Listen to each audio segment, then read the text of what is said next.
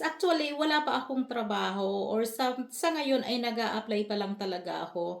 Kaya ko na-i-share yung about sa DBS na katulad siya ng NBI sa'tin kasi tiningnan ko din siya online. Kaya ako nasabi about ng DBS dahil nag-try akong mag-apply sa mga care home. So, care home naman kasi syempre magki-carer ka or kung ano yung available na job doon.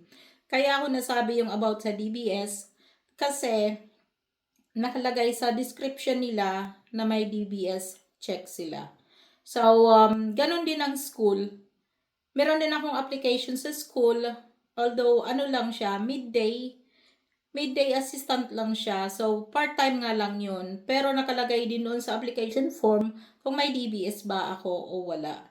So, ibig sabihin, mag-check sila kasi para na rin yun sa safety. Pero yun ang kagandahan kasi may check sila at pwede namang sila yung gumawa para sa iyo. Magbibigay ka lang ng details para sila na mismo yung mag-apply para sa iyo. Magkaroon ka ng certificate.